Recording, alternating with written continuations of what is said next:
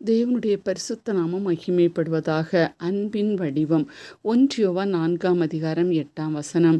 அன்பில்லாதவன் தேவனை அறியான், தேவன் அன்பாகவே இருக்கிறார்.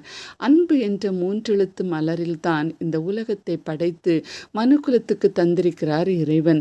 இந்த மகத்துவத்தை அறியாத மானிடர்கள் லோகத்தின் அதிபதியாம் பெருமைக்காரனாம் பொய்யனும் பொய்க்கு பிதாவுமாகிய பிசாசின் கரங்களிலே உலகத்தை கொடுத்துவிட்டு அடிமையாக அழுது கொண்டே வாழ்ந்து கொண்டிருக்கிறார்கள்.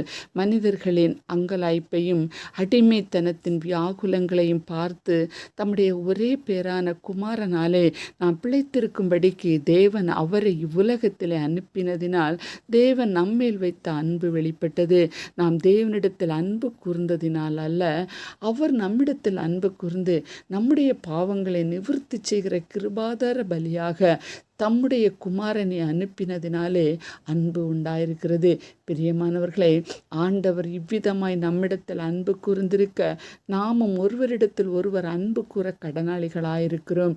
எல்லா புனித நூல்களும் விசுவாசத்தை வலியுறுத்துகிறது. ஆனால் பரிசுத்த வேதாகமம் என்ன கூறுகிறது தெரியுமா? இப்பொழுது விசுவாசம், நம்பிக்கை, அன்பு இம்மூன்றும் நிலைத்திருக்கிறது. இவைகளில் அன்பே பெரியது. நாம் மற்றவர்களிடத்தில் அன்பாயிருக்க நம்மை ஒப்பு கொடுப்போமா? அன்புக்கு விரோதி பிசாசு.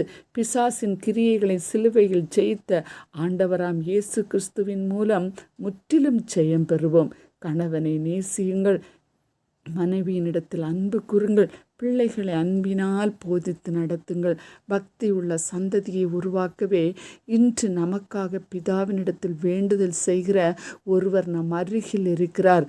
ஒருவரை ஒருவர் தாங்கி ஒருவர் பேரில் ஒருவருக்கு குறைபாடு உண்டானால் கிறிஸ்து உங்களுக்கு மன்னித்தது போல ஒருவருக்கொருவர் மன்னியுங்கள்.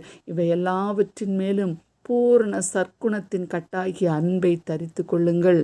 அன்பில்லாதவன் தேவனை அறியான், தேவன் அன்பாகவே இருக்கிறார். ஆமேன். ஜெபிப்போம். அன்புள்ள இயேசு சுவாமி, இந்த நல்ல நாளுக்காக உமக்கு நன்றி கூறுகிறோம். உம்முடைய அன்பிலே நாங்கள் நிலைத்திருக்க ஆவியானவர் எங்களுக்கு உதவி செய்யும். இயேசுவின் நாமத்தில் பிதாவே, ஆமேன்.